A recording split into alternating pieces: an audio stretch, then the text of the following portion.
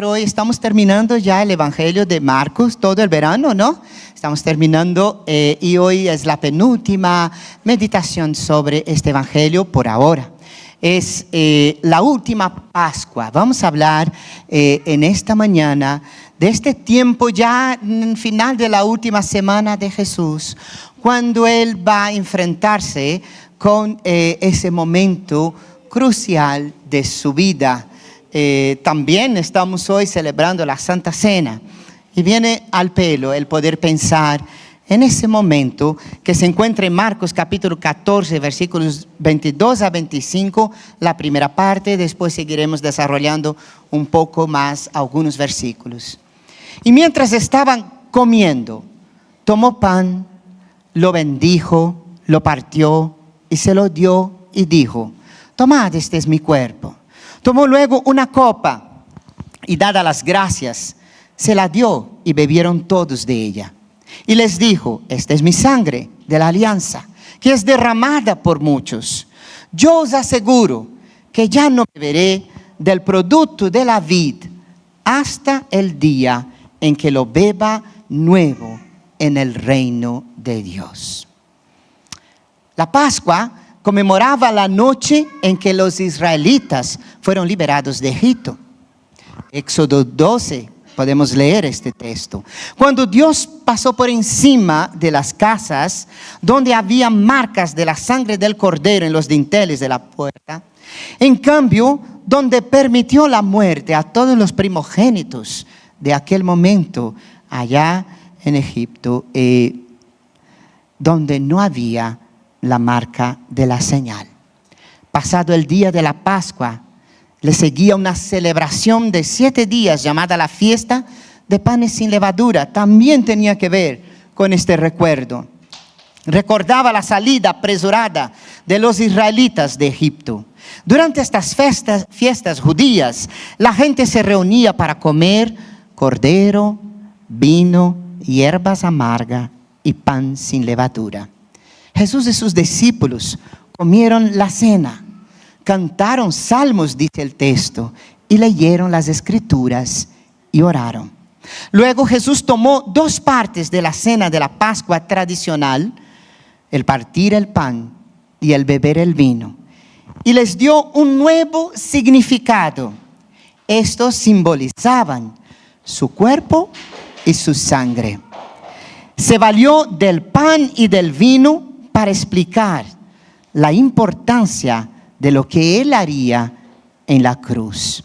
La muerte de Jesús por nosotros en la cruz selló un nuevo pacto entre Dios y la humanidad. En lugar del cordero sin defecto ni mancha que se ponía en el altar, Jesús, el Cordero de Dios, se ofreció en sacrificio para perdonar los pecados de una vez para siempre.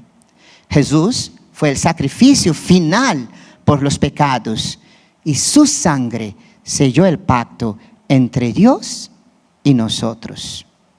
Ahora, todos podemos acercarnos a Dios mediante Jesús, con la más absoluta confianza de que Él nos oirá y nos salvará de nuestros pecados. El último acto de la vida de Jesús había de representarse en una ciudad abarrotada de judíos que había llegado de todos los confines de la tierra para conmemorar el acontecimiento de la liberación de la esclavitud de Egipto muchos años, centenas de años atrás. Fue en esta misma época del año cuando el libertador de la humanidad concluyó en la cruz la obra que el Padre le había encargado que hiciera. ¿Qué podemos destacar de este momento tan interesante, tan importante, único y vital? Porque fue Jesús que dijo: yo soy el camino, la verdad y nadie sino por mí. La primera cosa que quisiera destacar es que la intención no es acción. La acción más pequeña es la mejor, o es mejor que la intención más grande. En el mismo texto, 14, 26 a 31 nos dice: cuando hubieron cantado himnos, salieron al monte de los olivos. Entonces Jesús les dijo: todos os escandalizaréis de mí esta noche. Porque escrito está: heriré al pastor y las ovejas serán dispersadas. Pero después que haya resucitado, iré delante de vosotros a Galilea. Entonces Pedro le dijo: aunque todos escandalicen, yo no. Y le dijo Jesús: de cierto te digo que tú hoy, en esta noche, antes que el gallo haya cantado 2 veces, me negarás 3 veces. Mas él con mayor insistencia decía: si me fuere necesario morir contigo, no te negaré. También todos decían lo mismo. Aquí hay algo muy interesante que nunca he oído hablar de esto. Y es que no solo Pedro decía eso, sino que todos los discípulos decían lo mismo. No te vamos a negar, no te vamos a dejar, no queremos que te mueras. Eso fue lo que hizo Jesús. Asoció su acción dramática con la antigua fiesta de su pueblo para que se imprimiera más indeleblemente en las mentes de los suyos. Jesús estaba seguro de 2 cosas. La primera, sabía que había de morir y resucitar. Él sabía que iba a morir y él sabía que iba a vencer la muerte. Después estaré con vosotros allá en Galilea.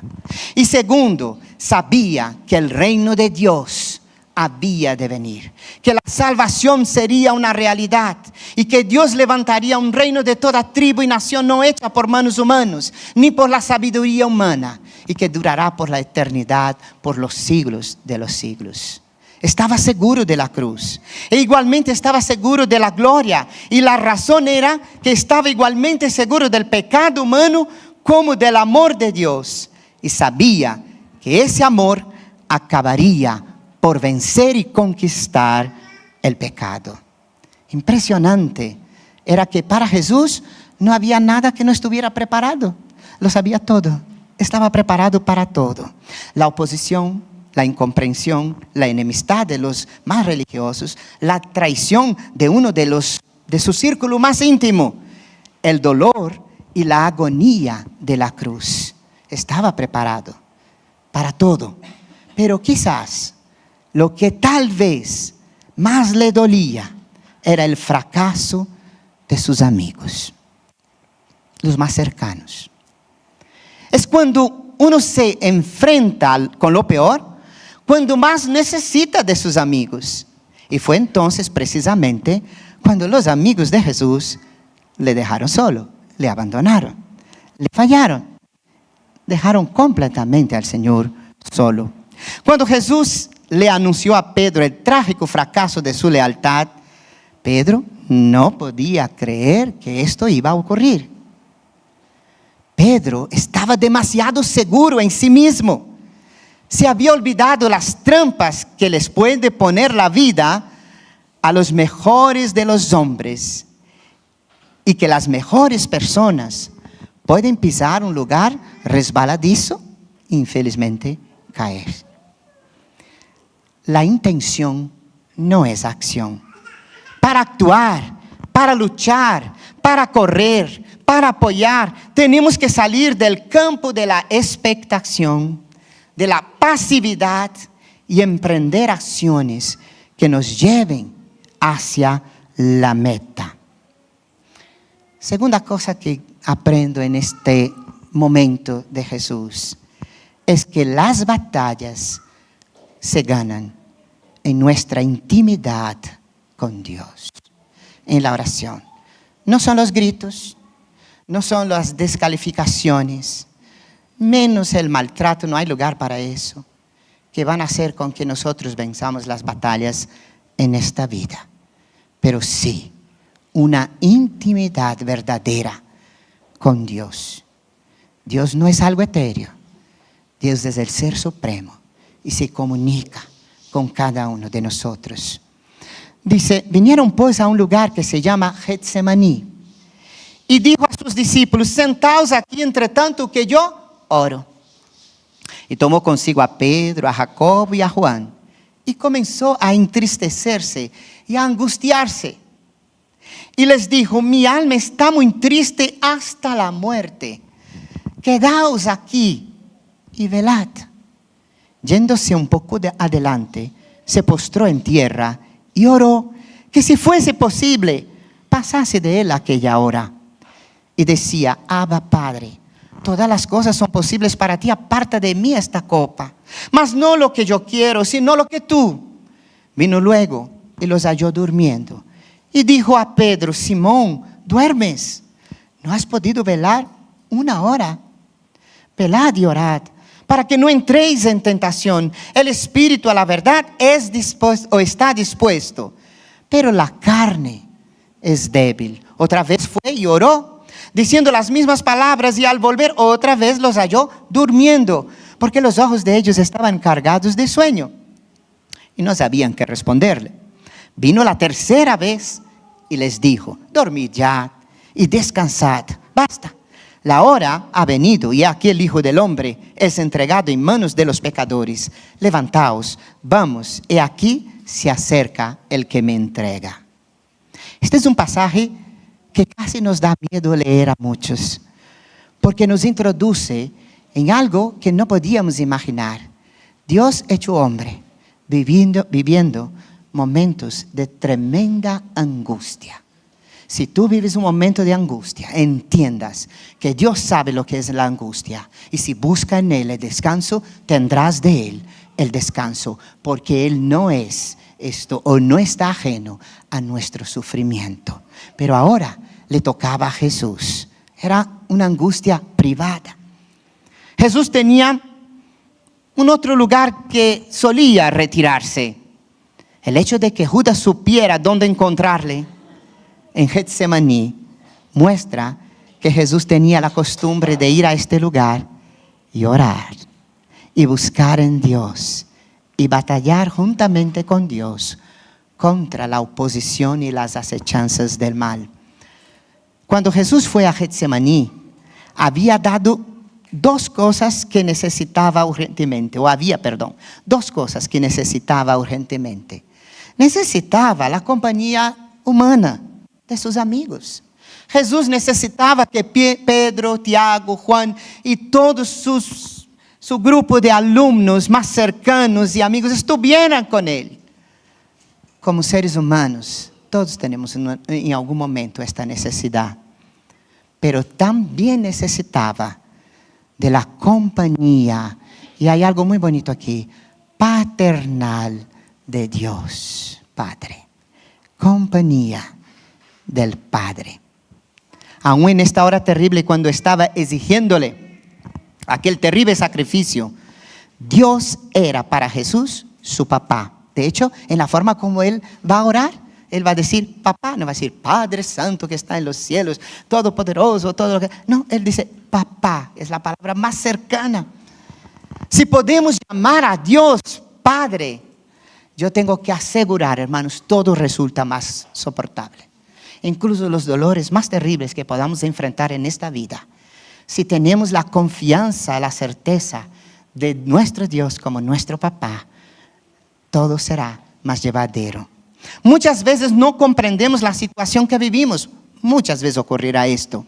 Pero siempre tendremos la certeza de que la mano del Padre no causará nunca a sus hijos una lágrima innecesaria. Y eso me llama muchísimo la atención. Jesús expresó su verdadero sentir, pero no se rebeló contra la voluntad de Dios. Reafirmó su deseo de hacer todo, absolutamente todo lo que Dios quería.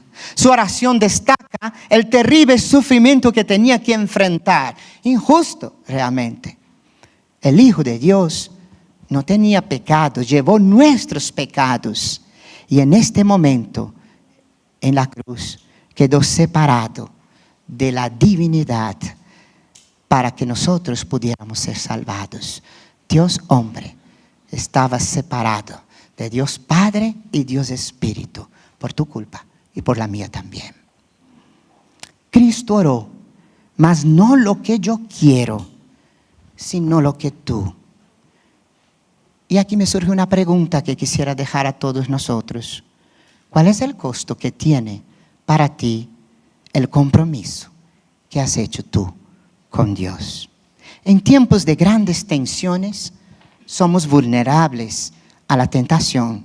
Aún si tenemos un espíritu dispuesto, Jesús nos dio un ejemplo de cómo resistir. Oremos a Dios, primer aspecto. No dejemos de hablar con Dios. Busquemos al Señor. Vayamos directamente al Señor. Segundo, busquemos ayuda de amigos que de verdad nos aman. Y tercero, no olvidemos y concentremos en que nuestra vida vale mucho más de lo que el mundo dice que vale. Y tiene un propósito mucho más sublime que cualquier propósito en esta tierra o de esta tierra. Vino luego y los halló durmiendo. Y dijo Pedro: Simón, ¿duermes? ¿No has podido velar ni una hora? Una hora no había podido. Estaba muerto de cansancio, yo que sé de qué. Pero la verdad es que tan amigos eran y ni siquiera pudieron estar con su amigo en ese momento. Y el Señor entonces les advierte o les exhorta: velad y orad. Además no es diciendo, si queréis podéis orar, podéis velar. No está diciendo, está dando una orden: velad y orad. Esta es el camino para que no entréis en tentación. Porque el espíritu, a la verdad, está dispuesto a hacer muchas cosas para Dios. Pero la carne muchas veces le puede y le lleva a malos caminos. La oración es la mejor de las acciones frente a toda batalla que vayas a enfrentar. Es la mejor de las acciones. Tercero, en ese texto y en ese momento de la vida de Jesús, voy a entender que la sabiduría está en el respeto a nuestro Dios. ¿Cuán importante es Dios para ti? Dios es más que una farmacia, porque hay gente que solo corre a Dios cuando le duele algo. ¡Ay! Entonces voy a Dios para que me sane. Dios es mucho más que una oficina de trabajo, porque cuando estoy sin trabajo, entonces quiero orar más que nadie para conseguir el trabajo de mis sueños. Dios no es eso. Es mucho más que todo eso.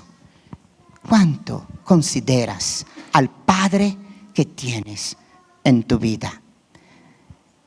Un poquito más adelante, Marcos 14, 61 a 65, dice así: mas él callaba y nada respondía. Estaba frente al juicio del Sinedrín y de los grandes religiosos y jueces de la época judía. El sumo sacerdote le volvió a preguntar y le dijo: ¿eres tú el Cristo, hijo del bendito? Y Jesús le dijo: yo soy, y veréis al Hijo del Hombre sentado a la diestra del poder de Dios y viniendo en las nubes del cielo. Entonces el sumo sacerdote, rasgando sus vestiduras, dijo: ¿qué es más necesidad tenemos de testigos? ¿Habéis oído la blasfemia? ¿Qué os parece? Y todos ellos le condenaron, declarándole ser digno de muerte. Y algunos comenzaron a escupirle, a cubrirle el rostro y a darle de puñetazos y a decirle: profetiza. Y los alguaciles le daban bofetadas. ¿Ya pensaste en eso? Lo que Jesús estaba viviendo ahora, simplemente por haber contestado la verdad. Jesús no contestó la primera pregunta, podéis ver en el texto. Os animo a que vayáis al texto, porque era una pregunta trampa. La evidencia en sí misma era confusa y equivocada. No responder fue más sabio que tratar de aclarar esta falsa acusación. Pero si Jesús hubiera rehusado responder a esta segunda pregunta, había negado su misión. Y no vino aquí para negar su misión. Su respuesta predijo un cambio de papeles. Porque ¿qué es lo que Jesús está diciendo? Sentarse a la diestra de Dios significa que Él vendría a ser juez. Él juzgaría y juzgará un día en el trono estará Él allí para juzgar. Y luego, quien tendría que responder sus preguntas serían y serán los de antaño y los de ahora, que no quieren conocerle. Eso nos evoca a un texto del Salmo capítulo 110, versículos 1 a 2, cuando David, el salmista, va a decir así: Yahvé dijo a mi Señor, siéntate a mi diestra hasta que ponga tus enemigos por estrado de tus pies. Yahvé enviará desde Sión la vara de tu poder, domina en medio de tus enemigos. Si algunos debían haber reconocido al Mesías, estos eran el sumo sacerdote y los miembros del Sanedrín, porque conocían las Escrituras ampliamente. No eran tontos, no eran personas que no sabían iletradas, eran personas realmente sabias y que habían profundizado en la ley del Señor y que conocían profundamente, pero no podían reconocer a Jesús como Mesías. Eso hay mucho que decir de esta experiencia. El trabajo de ellos era guiar a la gente a Dios. Pero, ¿sabes qué, hermanos? Como muchas veces ocurre, les interesaba más su propia reputación, ¿no? Ay, que digan de mí de bien, que me, no sé, adoren. Y retener la autoridad que tenían. Era lo que les interesaba. Quizás no somos como los líderes judíos, pero sí muy parecidos a los discípulos, porque todos, de alguna manera, hemos negado a Cristo el Señor en algunos aspectos vitales. Podemos sentirnos orgullosos de no haber cometido ciertos pecados, pero todos somos culpables de pecado. ¿Os acordáis de Jesús? Aquella mujer tirada porque le habían pillado en adulterio y todo el mundo con las piedras, ¿no? Vamos a acabar con esta mujer. Y el Señor dice, bueno, el que esté libre, ya, la primera. Nadie es tan perfecto que haya agradado a Dios 100%. Nadie es tan bueno que merezca la salvación de Jesús por sus méritos. Nadie puede decir delante de Dios, no te he fallado. No nos excusemos señalando con el dedo a otras personas cuyos pecados quizás se vean más y sean peores que los nuestros. La Biblia dice, el principio de la sabiduría es el temor a Yahvé. Los insensatos desprecian la sabiduría y la enseñanza. La sabiduría significa mucho más que simplemente saber mucho. Hay gente que sabe mucho y hace cada cosa que tú no lo entiendes. ¿Cómo una persona que sabe tanto hace una tontería como esta? Pues así somos de torpes. Pero la verdadera sabiduría está en saber aplicar el conocimiento y la experiencia que hemos tenido en todo momento y reflejar en nosotros el carácter de nuestro Padre Dios. El fundamento de la sabiduría es temer a Dios, honrarlo, respetarlo, vivir maravillados por su poder y obedecer su palabra. Quiero concluir con algunas cosas que me tocan. Las intenciones, hermanos, pueden ser buenas, pero no concretizarlas es lo mismo que engañarnos a nosotros mismos. ¿Cierto? Te estás mintiendo a ti mismo. Ay, yo quisiera, si yo tuviera tiempo, ganaría. Vas ahí, morirás y el tiempo no llegará.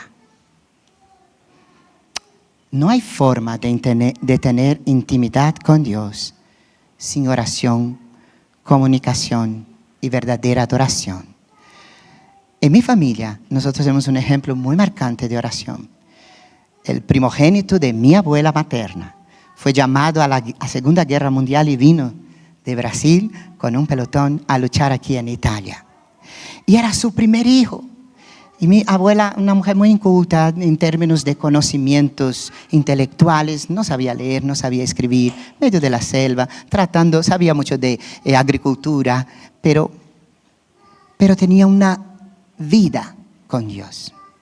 Y ella oró: vas a llevar mi primogénito, David, se llamaba David, lo vas a llevar.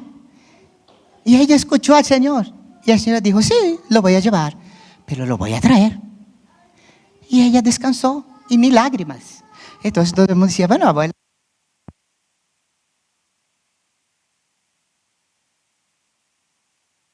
Ya, volvió. Creo que el Señor...